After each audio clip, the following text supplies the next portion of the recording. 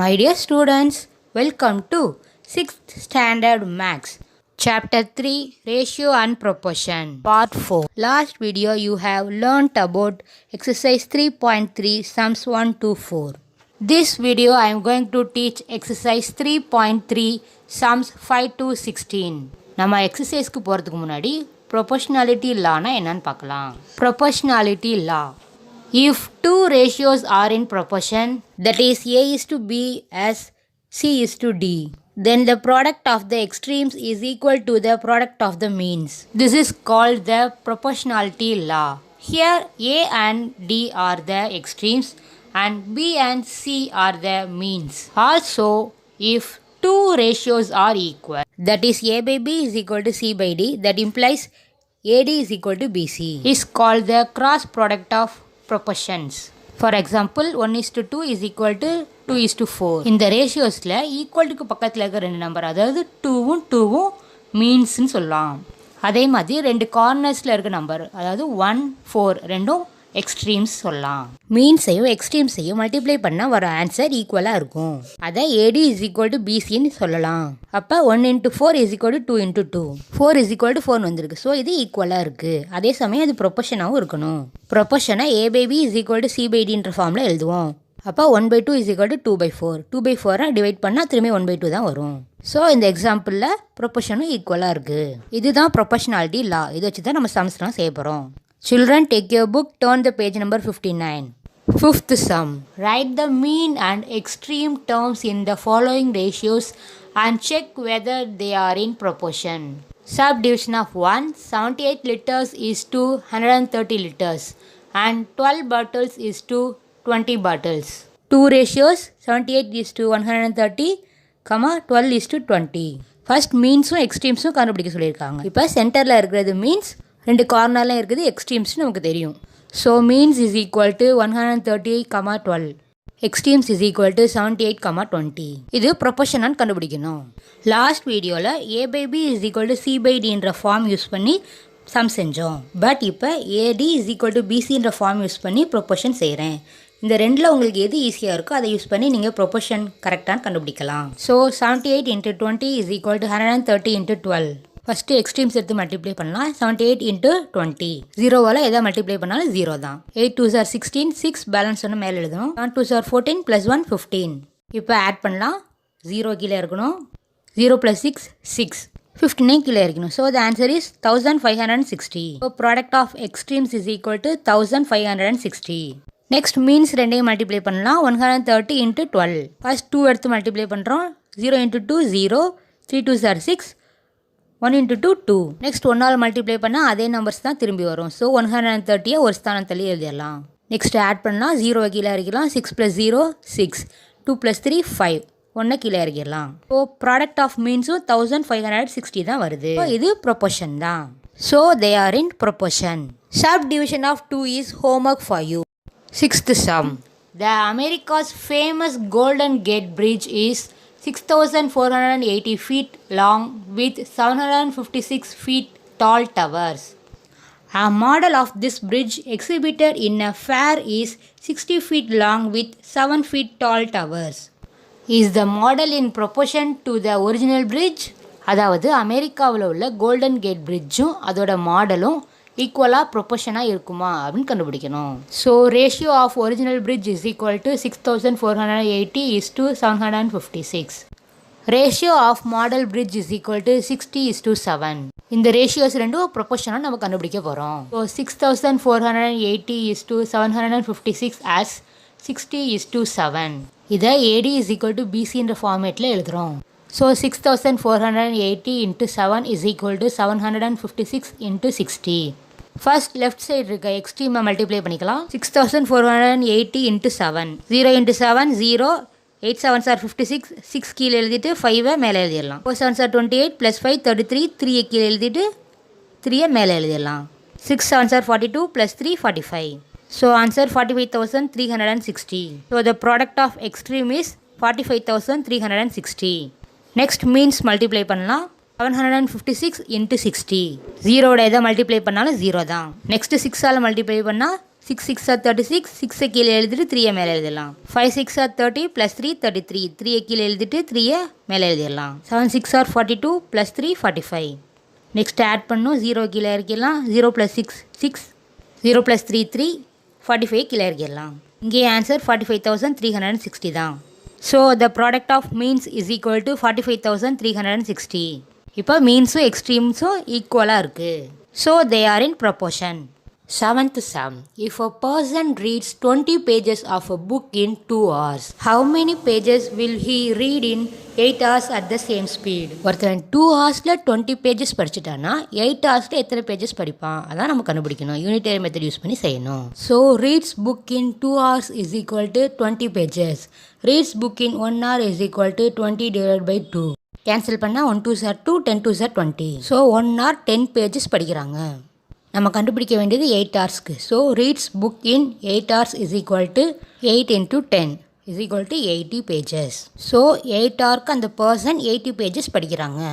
8th sum. Cholan walks 6 kilometers in 1 hour at constant speed. Find the distance covered by him in 20 minutes at the same speed. Cholan 1 மணி நேரத்துக்கு 6 kilometre நடக்கிறான். அப்போ 20 நிமிஷத்துக்கு எத்தனை kilometre நடப்பான்? இங்கே R கொடுத்துட்டு minutes கேட்டிருக்காங்க. So 6 மினிட்ஸாக மாற்றிக்கணும். 1 hour is equal to 60 minutes. So distance covered by 16 minutes is equal to 6 kilometre. Distance covered by 1 minute is equal to 6 divided by 60. 1 6 are 6, 10 6 are 60. So 1 minuteக்கு 1/10 kilometre Cholan walk பண்ணுறான். நம்ம 20 மினிட்ஸ்க்கு எத்தனை கிலோமீட்டர்னு கண்டுபிடிக்கணும். Distance covered by 20 minutes is equal to 20 into 1/10. 1 10s are 10, 2 10s are 20. So Cholan 20 மினிட்ஸில் 2 kilometre walk பண்ணுறான். 9th sum. The number of correct answers given by Carmughil and Kavitha in a quiz competition are in the ratio 10:11 if they had scored a total of 84 points in the competition. Then how many points did Kavitha get? கார்முகிலனும் கவிதாவும் quiz காம்படிஷனில் கலந்துக்கிறாங்க. 2 பேரோட total mark 84. அவங்க 2 பேரும் 10:11 ரேஷியோவில் point வாங்கியிருக்காங்க. அப்போ கவிதோட பாயிண்ட் என்ன? Ratio is equal to 10:11. Total score is equal to 84. Total parts is equal to 10 + 11. அதாவது 2 ரேஷியோவும் ஆட் பண்ணால் டோட்டலாக எத்தனை பார்ட்ஸ் இருக்குன்னு தெரிஞ்சிடும். So total parts 21. நம்ம இப்போ கண்டுபிடிக்க வேண்டியது கவிதாவோட பாயிண்ட் மட்டும்தான். So Kavitha's point is equal to 11/21 into 84. அதாவது 21 பங்குல கவிதாவோட பங்கு 11 பங்கு இன்ட்டு 84 வந்து டோட்டல் ஸ்கோர். இப்போ 21 84 3 டேபிளில் கேன்சல் பண்ணால் 7 3s are 21, 2 3s are 6, balance 2, 8 3s are 24. இப்போ 7 டேபிளில் போட்டால் 1 7s are 7, 4 7s are 28. Balance இருக்குது 11 into 4. So 11 4s are 44. அப்போ டோட்டல் பாயிண்ட்ஸ் 84ல் கவிதா மட்டும் 44 பாயிண்ட் வாங்கியிருக்கா. 10th sum. Kameswaran made 54 runs in 9 overs and Asif made 77 runs in 11 overs. Whose run rate is better? Run rate is equal to ratio of runs to overs. கார்மேகனும் ஆசிஃபும் cricket விளாண்டதில் கார்மேகன் 9 ஓவர்ஸில் 54 run எடுத்திருக்கான்.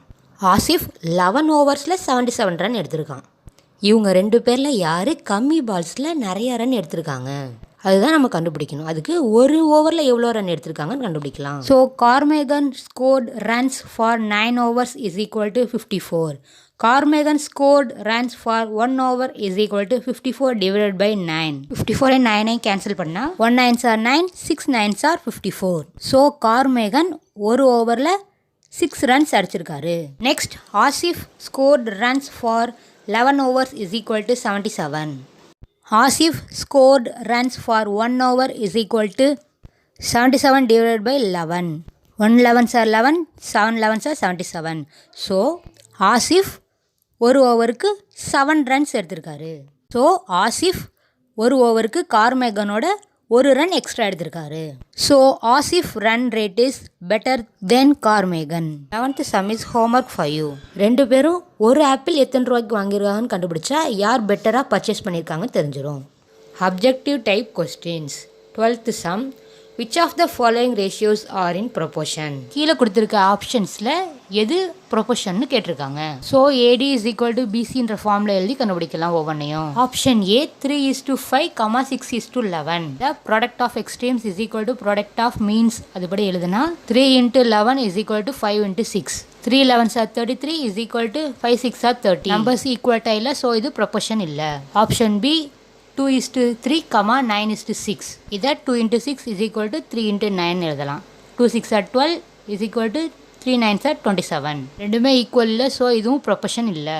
Option C 2:5, 10:25. இதே AD is equal to BC ஃபார்மில் எழுதுனா 2 × 25 is equal to 5 × 10. 2 25s are 50 is equal to 5 10s are 50. ரெண்டுமே ஈக்குவலாக இருக்குது, ஸோ இதுதான் ப்ரொபோஷன். லாஸ்ட்டாக ஆப்ஷன் டி 3:1, 1:3.